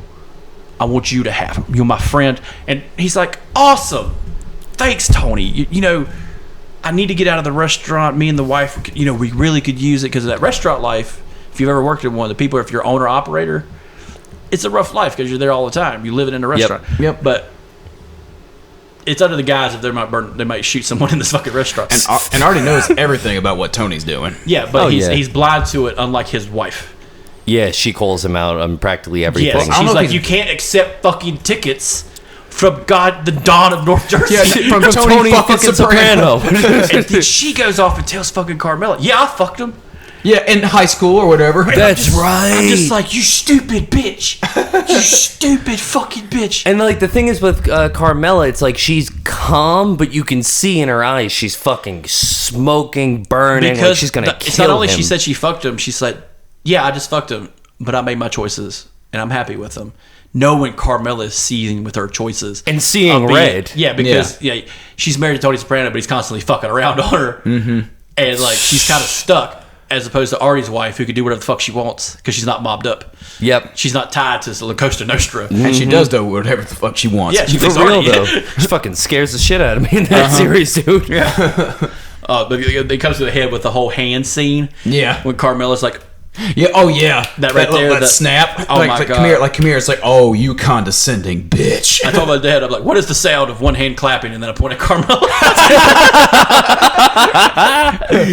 Yeah, well, she's like the help for AJ's birthday party. Yeah, go get fucked. Yeah, Fuck. But yeah, Artie is a fucker. He's a weak character. Yeah, but he has to be because he's Artie.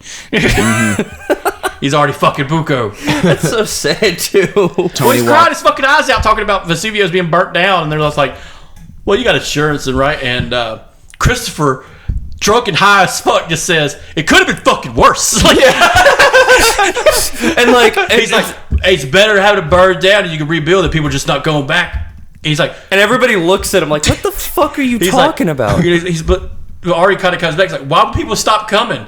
And Christopher like throws his hands up like all the other fucking goodies. It's like, Daddy, I don't know. I don't know. Because he's a fucking idiot. They're all fucking idiots except Tony. Oh my god. I kind of just want to skip to Tony B in that whole fucking situation. Because it's like, oh my god, these fuck ups. But yeah, Artie wants like the soccer coach's fucking head. Tony wants the coach's fucking head. You know, the one that hooked up with with Meadows' friend. Mm-hmm. Yeah, so it kind of works in two parts. Going into the last episode, a hit is a hit. Oh yeah, this kind of opens up with Tony and the crew robbing the Colombians. If you remember, Yep. They're going there to kill one guy, then they realize the whole place is stacked with cash. Because they had all the suitcases full of money, the dishwasher was full of money. And then there was 3 dudes waiting for them. Oh no! Wow, you're thinking of I was thinking of the different time when they robbed the Colombians, when it was just Paulie and another guy. But this is when it was Paulie, Big Puss, and Christopher. Yeah, and this is where we get Bokeem Woodbine. He plays Master Genius, I think his name is, or something. Yeah, like a rapper, record producer. Yeah, he was like the Master Genius. He's on the Jewish side of the mafia too, and he kind of owns up. He wears that on his sleeve. Yeah, Hesh is part of. He was Tony's dad's like best friend, and he's basically a bookkeeper. He's kind of like totally forgot his name. There was a big famous bookkeeper from the 1980s. His name is escaping me, but Ruby Stein. He's a lot like Ruby Stein, where he's got tons of names in his black book, and he's made millions from it. And that's the thing about this version of the mob too. They make a lot of their money from gambling too, on top of robbing trucks, strip clubs, and this, that, and the other, laundering all that shit. And I found out later this is like the most hated episode by fans. Oh, I thought this was great. Yeah, this is actually the most hated episode because it kind of goes nowhere. Well, it's kind of like an Adriana centric. It's an Adriana and Christopher kind of like centered episode. Because they have a sit down with Hesh about some money, and Hesh was big in the R&B Motown kind of era, where he kind of floated some money and had some songs, ripped off the artists. Yeah, ripped off the artists. That whole music business trope. The story of Motown. Yeah, for real though. He had like this version of like the Jackson 5 that he had helped get up in the like early 60s, I think. Yeah. And he kind of gets in an argument with this guy. And this is kind of like the end of Bokeem Woodbine, which is a great actor because he's in like Dead Presidents and shit. From Fargo, but he plays Shocker in the Spider-Man movie. That's right, he did. Right. That's right. If you get a chance, watch Dead Presidents. He's in that. Dead Presidents is a great movie. It looks like evil Dave Chappelle. Yep.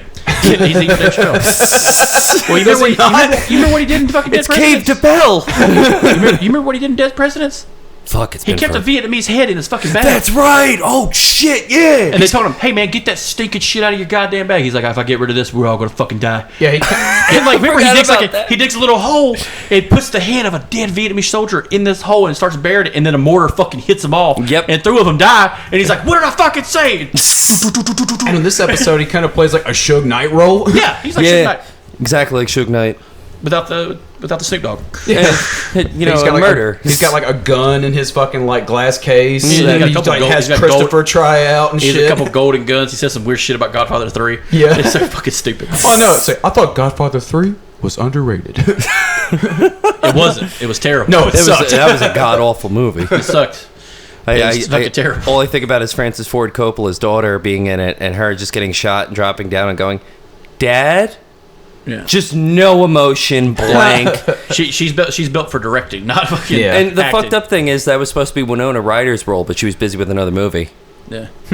Yeah, that would have been a totally different. Probably would have been a lot more palatable if that was the case. But then again, she would be coming off what, Heathers, or like Dracula, or I think it was Dracula. I don't know if it was Okay. Dracula. Where if she it was- accidentally married Keanu Reeves in real life? Yeah. That's a whole other story. She accidentally married him in real life. Oh shit! In Europe. Like the guy who does like the fake wedding. He's like, Are no, you he's serious? He's straight up. Get the fuck out an of here! I officiant. didn't know that. And they didn't find out till years later. Yikes. Oh, yeah. You know, in Romania, you guys are married, right? Like, Go figure. Yeah, go figure. Fucking A. every time I think of Winona Ryder, it's either Stranger Things or Heathers. I fucking love Heathers. too, Heathers man. is fucking rough. That's a I love that movie. Is he dude. casually raping a girl in the background? Nah, it's Christian Slater. He's Christian Slater talking about feeding a brick to this girl. Dude, it was a fucked up movie. Even for the 1980s, that was still a fucked up Famous movie. line, fuck me gently with the chainsaw. What did she say to you? Dude, I still use that fucking line to this day, and I've only met like a handful of people that know that shit. You I've never seen that movie. When we doing a podcast about underrated movies or Heathers unknown needs to movies, be on there. Heathers is going to be on that list. Oh my god. Christian yeah. Slater turns into a suicide bomber. That's all you need I to gotta know. watch this movie. He blows himself up. Yeah, and she just looks rough as fuck. She has the like the Looney Tunes character look where she's got the black soot on her face and her hair is blown back and shit when she's coming back. got my a cigarette God. hanging out of her mouth. It's a fantastic movie. It really It's is. on That's Hulu. awesome. I love Winona Ryder It's too. Hulu. It's on Hulu. Yeah, it is. It is. You gotta watch it, man. It's fucking funny. It's Yeah. out there. So after a hit is a hit, we go on to episode 11. Yeah, there's 3 episodes left in this. Yeah, so going to episode 11, it's nobody knows anything. Tony must find out if one of his men is wearing a wire. This is where Jimmy comes into the fold. Yes. And it's the brothel kind of situation with the cop. Right. You remember the cop who was getting information for Tony? Yeah. He was a dad. What was he a dad? He played a sitcom where he was a dad. I'm trying to remember. I can't recall. He's been in a few other movies too. It's like I can see his face in his roles, but I just can't place the names of the can't either. films. Yeah. And so Jimmy's released from prison and he goes to Tony's house. Now, here's the fucked up part about him going to Tony's house was when Jimmy got released, he said, "Hey, we got a problem. Someone's wearing a wire." Yep. Because they knew too much. And this kind of sets the stage against Big Pussy later on. And so, I do like the fact that he goes to Tony first. Yeah. He's like, "Look, I got popped. I got arrested. Let me tell you exactly what the fuck happened." And it kind of makes you think of like if all the mob guys had just done this, the mob would still be around. Like, Most definitely. Yeah. like they talk about the whole like Rico drug thing. Yep. Where a lot of guys don't want to serve life prison, for like a shit ton of meth. Essentially, it's like I could be a soldier. I get caught with like 100 kilos of cocaine, but I'm not the only one that goes down because I have a connection to the boss of the family, so he goes down So too, they build a case, top to bottom. Yeah. So they built a Rico case. But yeah, so Jimmy, I kind of liked Jimmy In a way, In a yeah. way, he was funny He was. in a fucked up way. But they do the whole scene where they kill him, and that was rough. Where's your wire, you fucking rat? Yeah. Oh my god. And he's like, "What do you want? You want a drink? You want something to drink?" He's like, "Let me get a Diet Coke." And like Tony just says, "Is that?" No, different guy. That's right. This is a different guy. Jimmy gets into the back of the head. It's Christopher and Syl, because like he reaches for his gun because he realizes he's getting set up, and Syl just comes out of the fucking room with the silenced pistol. Yeah. And straight into the next episode because I can't remember anything else that happened. There wasn't really anything. No, that one was I very can't much either. of a filler. Like they finally figured out it was Jimmy, and then it's basically filler shit from that point on. And we still get the whole, the coach Yeah. with the whole coach with Paulie bringing him a TV. And I think there was like tensions building up as well between Junior and Tony still at that time. Yeah, so finally getting ready to come to a head. Because eventually it ends with him killing Junior's number 2 in the forest. Yep, Yeah. and then also killing Patsy Parisi's brother, his twin brother, Spoons. Yep. Yeah, Philly Parisi. Yep. Yeah, which is weird. Like it's a twin thing. Well, the thing was with that, David Chase loved Don Grimaldi, the guy who plays both characters, so much because he made a good impression that he was just like, "Fuck it, let's put him on as his twin brother. We'll write it into the show." Yeah, and Patsy, he another guy who turns. Yep. Of all we see so many people turn in this series, and it's kind of crazy to watch because like when you find out that Ray Castamata. I can't. He was an underboss. He was not an underboss, but he was a captain of a crew under Tony. And you find out he was wearing a wire too because it was after Big Pussy died that everybody started wearing a wire, and that got me. Like when you find out Big Pussy was one of the guys. Yeah, that seems rough. That was like one of the roughest scenes. And I hated his handler, the guy with the lisp. Oh yeah, fuck, I forgot his name. That guy's in 24. Yeah. Was he in 24? Yeah, You're right. You're I think right. his name was Edgar in 24. Yeah, you're right. But he had that lisp. Yes. Well, not like a lisp, but like a very fast talking lisp. he talked with his tongue out. What always threw me off though was the fact that he would always dress like a street guy, like he would always dress in the And a tracksuit and tracksuits shit. and everything. But I'm just sitting here going, my God, I didn't know they made tracksuits that fucking big. Like, God damn, dude. It's the mob. They got him that big. They found him on a truck. They're living off that. They came off the bottom of the truck. They fell off a truck. They're living off that gabagool and mozzarella. Yeah. It's like you're living off high cholesterol. Like And hypertension. That's why Gigi Cicerone died on the fucking toilet later on. Yeah, Gigi. Yeah, he dies. Like, The same guy that killed Spoons, he dies on the fucking John. He dies taking a shit. yeah, it's fucking rough. And the fucked up thing is, it's the curse that exists in the show too of the April crew. Everybody that takes over the April crew always ends up dying. Yep. That's why when Paulie gets offered later on in the series, he's just like, I've heard too much about that crew. Right. I'm kind of like, nah. Like, Paulie's superstitious as fuck because remember like the whole cat thing, looking at Christopher's picture, and then the psychic too, where Yeah. he hears about all the people that he's killed over the years. Yep. yeah, it's fucking rough. But Tone, she said this out loud. I saw that shit. I'm burning. I'm burning in hell. So going into this one, this is kind of a weird episode. The Custamatos, his neighbor, were hosting an Italian exchange student, Isabella. Oh yeah, The woman he didn't think was real for a minute. Right. He thought he was having a fucking hallucination about the woman next door. Yep. Who's like this gorgeous Italian woman. Oh yeah, fucking Was gorgeous. she the same actress that played that the Italian boss that they go to visit? No, I don't I think thought so. because like I always thought that she was, and I'm like, part of me was like, that would have been a really cool casting No, decision. this woman was very young. That's right. And, yeah, you're right. Because she came over as an exchange student. Yeah. Right. Another thing about the show, gorgeous Italian women just everywhere. And this is where we kind of see we kind of see a really fucked up thing is Tony's friends with the FBI agent. Yeah. And he Agent Harris. Now I remembered his name. Agent Harris That's it. tells him, he's like, look, man, you might need to relocate. Like fucking full on just divulges that. Like, Yeah, like, because there's a mutual respect, I think, in a way, because of the way Tony kind of conducts himself as a leader. Is just like there's not a lot of violence under Tony. There's not a lot of, it's a structure. He rules with not so much of an iron fist. it's docile in Yeah. a way. It's docile, but it's also there's It's not assertive. messy. That keeps Yeah. his shit He's not, together. he's not like a Phil Leotardo who's like, let's just kill this motherfucker. Let's just kill everybody that we can Yeah. find. yeah, like Junior, who just wants to fuck up everything with no Because he hindsight. gets angry too quick. Yeah. But no, Tony's able to kind of keep everything level, especially with his crew. Yeah. He does go off the handle a little bit, but it's a lot of external factors that make him do it. He doesn't go outright and kill people. No, he takes a minute. Like, he's smart. That's the thing. Like, we find out in one of the episodes that he has a high IQ of like 136, and like Tony B is the only other character that's probably smarter than him, but still gets whacked. Yep, go figure. By his own fucking cuts. Better by him than Phil Leotardo.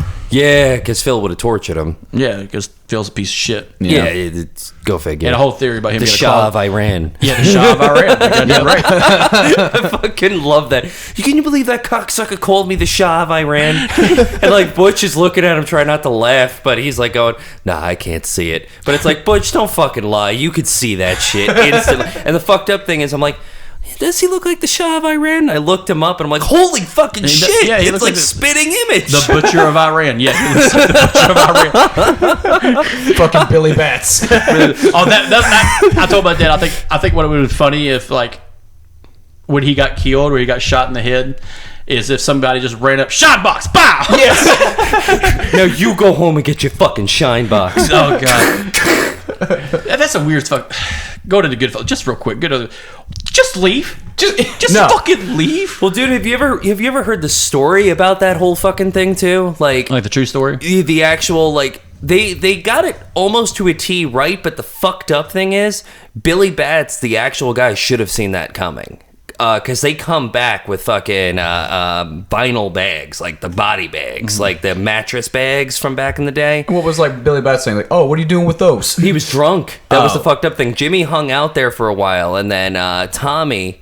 Keep in mind, Joe Pesci wasn't like how the actual Tommy D. Simone looked like. Tommy D. Simone was like 6'4", 200 pounds, stocky as shit. And the thing was, Tommy was really unhinged, more so than they showed in the movie. Like, Tommy actually just straight up was testing out the sights of a gun with Henry and just shot a random guy walking down the road. And was just like, you see that? Good.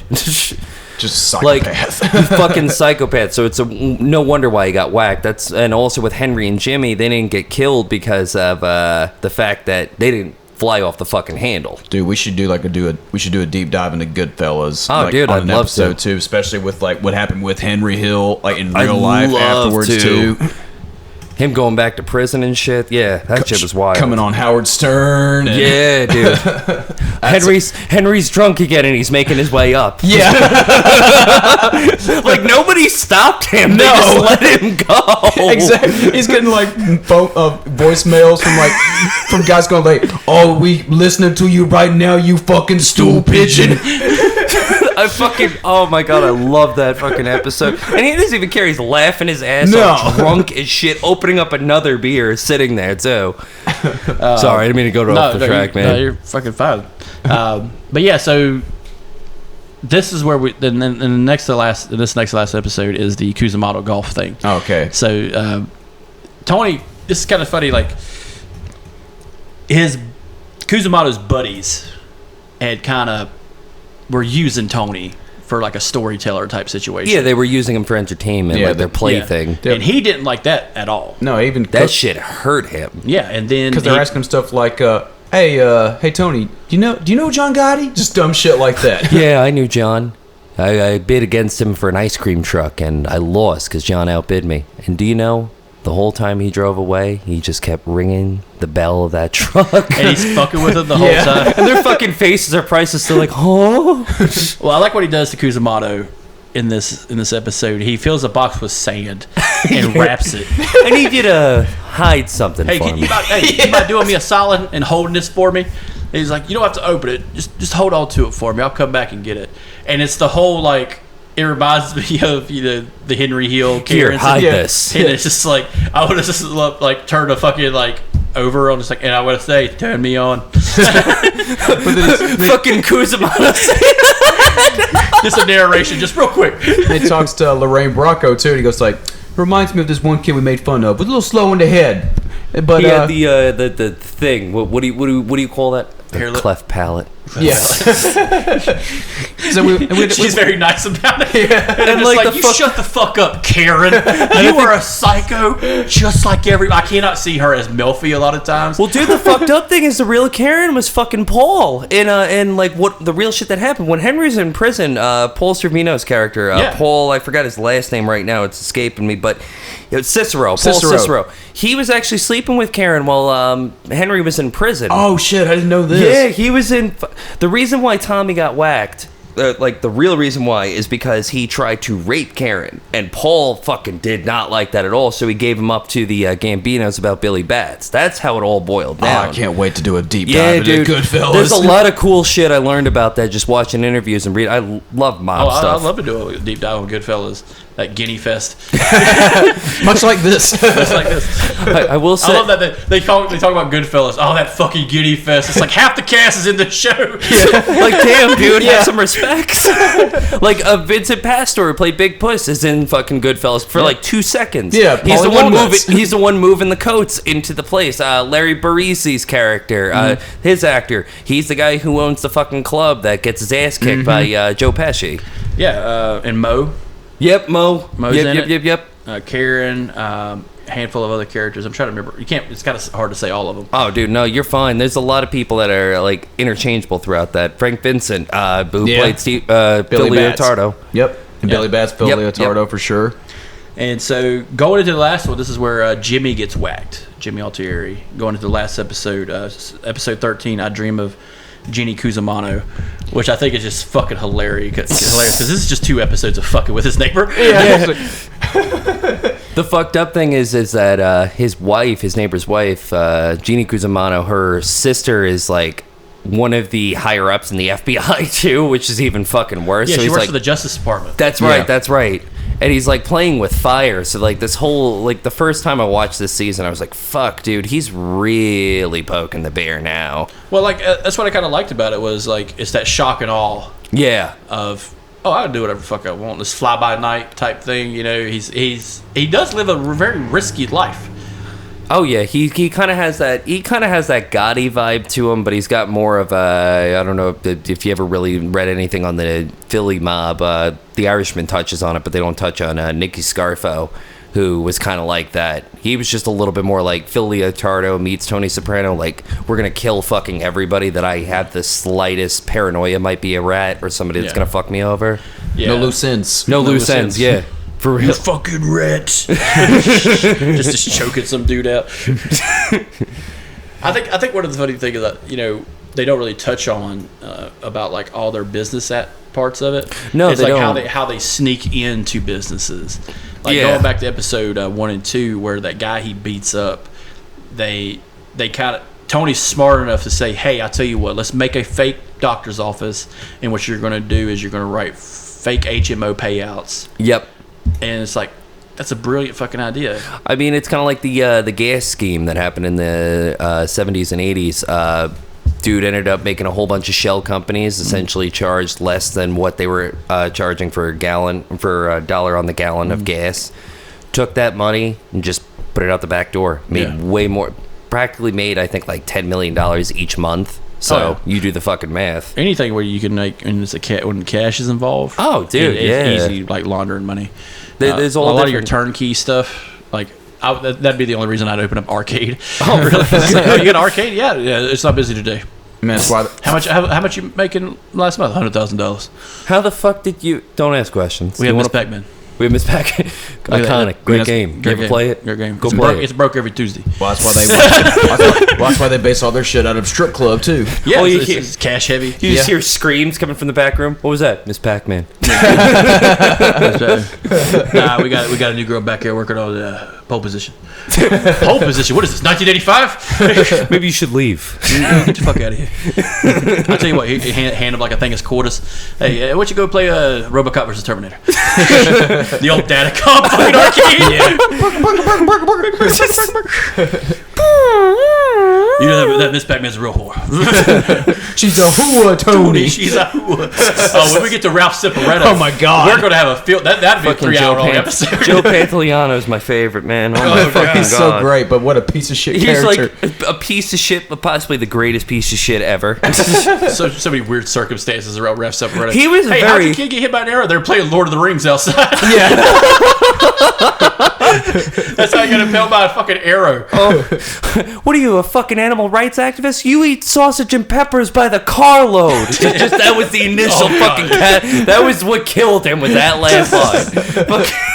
God, what a fight scene too. That was brutal, bro. That was out, drag out. Because Tony almost lost that shit. Like halfway through that fight, if he didn't get him on the ground, that would have been in for Tony. The fucking raid spray is what won it. Oh god, I did DDT. Shit. And that reminds me of something Tony does when he goes to that garden place a lot. He's like, oh, we got this environmentally safe cleaner. He's talking to a teenager, and he leans in and he's like, yeah, I bought that last time. You got any of that DDT back here? It's just like something that was banned in like 1979. Right. He's like, sir, that's very bad for the environment. Oh, you don't got like a stockpile back here. It's just like, come on, stop trying to con an 18-year-old giving you a fucking banned chemical. You're better off buying meth. I think my favorite scene is still, I think this happened in the first season where Puss and Paulie are in a fucking coffee shop. And it's supposed to be like Starbucks. Yes. And Paulie's just getting progressively more pissed off about how like they're stealing ideas from Italians. Yeah. First the espresso. The cappuccino, the French. And he steals a fucking like coffee press for the fucking shelf. Puts it in his fucking jacket too, like old school style. Like he's still wearing the fucking zoot suit. I'm taking it back, Puss.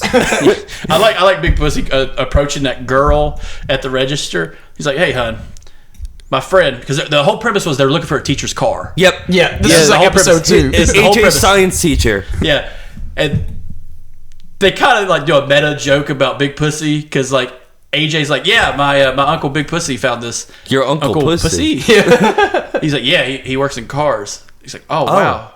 That's crazy. He's like, looks at the wow, even the key's different. That's wild. He opens the trunk. It's yellow on the inside. And he's just like, he goes to put the trunk, and his hands are covered in paint. It's just like, you just stole another car, painted it, and gave it back to me. You piece of shit. But he approaches that girl at the register. He's like, hey, hon, my buddy was in here, and we saw one of you guys out there. He had an earring. But he dropped his money clip, and it's like a fat stack of cash. Yeah. And we're just trying to find out where he is so we can return it to him. And she's just casually saying, yeah, there's like 1,000 fucking of these restaurants around here. So you can like find that motherfucker, and they find him, and it's a gay couple. And it's Mike Epps. It's fucking Mike Epps is in that shit. That was the funniest shit to me. So there's actually a lot of like stars that just show up. Just randomly just pop in. They never get credited too. It's just, except for like Frank Sinatra Jr., David Lee Roth, stuff like that. And you got like Lady Gaga. Which still throws me the fuck off. Like she was like a teenager, and she was probably still just like Stephanie such and such doing open mics in Los Angeles. Yeah, doing all her jazz stuff. Yeah, but she looks like a regular person. Yeah, that's still trippy to me, dude. Yeah. What the fuck? But yeah, like what thoughts on season 1? Like overall, like I think it's a solid season compared to the rest. Like season 6 is probably the roughest because it comes out in 2 parts. Yep. I feel like season 1. Originally, I felt like the whole series kind of started off as a like a dramedy type of thing, where it's like there's drama to it, but the comedy element kind of won it over throughout it. I think when Jimmy finally gets killed is where you have that paradigm shift in terms of the narrative of the story. But overall, great way to start a series. And it's like like we talked about, cutting edge for like the time as far as storytelling as well too, because we had all watched, everybody watching this, in real time probably had seen Godfather and Goodfellas, Casino, stuff like that. And you get those elements, but you also get parodies of those elements too, where it's like it exists in that universe and they make references to it. I also love the fact they make real world references also, where it's like one of the scenes that Tony's watching TV at the Bing, like in The Office, and they got a actual former Genovese member that's talking about the inner workings of the mob, and Tony's throwing shit at the TV, and they're talking shit about him. And Paulie changes the channel. Yeah. Hey, what are you doing? Turn it back. So I forgot to mention this, but in the last episode, this is where they reintroduce the Suvios. Yep. He's got the new spot back open. Yep. And I just love them trying to. Artie is blind to this motherfucker. I don't know if he's blind. I think he's just willfully ignorant. Yeah. It could be like willfully ignorant just because he doesn't want to deal with the fact that this guy just like fucked you over like wholeheartedly. I mean, you got a new restaurant, but it's like you had your heart and soul in that old place. And this is going into the whole when Tony finds out that his mom and his uncle had a plot against him to kill him. Yeah. Where he sends those 2 thugs. Where he's got the Tropicana. And the Tropicana gets shot to shit. Yeah. And it's all like, it's just an homage to like what happened to Don Corleone when he's behind oranges. Yeah, dude. Holy shit, I never even realized that. Yeah, you're right. Yeah, there's a whole like, if you watch it, just like when you go back and watch as many times as I have, you kind of see like, yeah, that's a Godfather reference. Yeah, Yeah, because in The Godfather, every time there's oranges, someone's about to get killed. We try to explain this to Alex, like the Godfather series a few times, and I think the funniest scene in that whole thing was in Godfather 2. And me and you had talked about it. The best acting I've ever seen in my Don Finucci? No. Where who was it? Diane Keaton. Diane Keaton is talking to fucking Al Pacino. And it's near the end of the fucking movie, and she's like, I had an abortion, Michael. And the way Al Pacino's face barely moves, he's wide-eyed. And it's Al Pacino. His eyes are wide as shit. You could tell like the fires of hell are building up in this motherfucker. And she said, it was a boy. And then Al Pacino goes, whap! And just smacks her in the fucking face. Just snaps. And I'm just like, that's the best acting I've ever fucking seen. How do you show someone just holding resolve long enough to think about how hard you need to hit a motherfucker? And especially a character like that too, man, because he's just this cold and calculated. He's not like Fredo or Sonny. Sonny had anger issues. Fredo had an inferiority complex. Yeah. Yeah, and like I would love to do a deep dive on just the Godfather series, just 1 and 2, not 3. But Yeah, I'm fine with that too. Joey Zaza. Casino, we could do that. Oh, yeah. Casino, that's actually There's another movie where I hate a blonde woman, Sharon Stone. Yeah, really. What a dumb bitch. Okay, so the fucked up thing is about her character is the fact that the real guy, Lefty Rosenthal, was actually the biggest piece of shit ever. Like, he was fucking around on her left and right, which is, and she was a real supermodel. Like, her name was Sherry something. She was a big supermodel back then. So there was a reason why she went fucking nuts. But that's a whole slew of shit for a different day. It's like chick from Cocaine Cowboys. Yeah, for real. I model with Sharon Stone. It's like you caught kilos coming out of a Cessna. Like, there's no way in hell. Maybe Sharon Stone might have been near the Cessna at one point to get on her private jet. Yeah. But guys, that's season 1 and half of Goodfellas. Yeah. I could talk about the mob shit all day, man. We'll do a whole All gangster day. series. Well, I was gonna say, let's do a whole fucking series. Yeah, we'll do a whole gangster series. I could break this add shit down, man. We'll add it to the. We'll call it Gangster's Paradise. There you go. Or no, we'll name it. I gotta say, it turned me on. That's the name of the fucking gangster series. I gotta say, it turned me on. That's the tag. That's the tag. Alex has got to do like a fucking some graphic art and shit too for like the seat. It's just Karen's hand with the gun. Fucking fantastic. Dude, we can't get sued for that. There's no way. It's a ham holding a gun. Yeah. What are they going to do? Break in and I'm just pouring podcasts down the toilet? Oh God! Hurry up!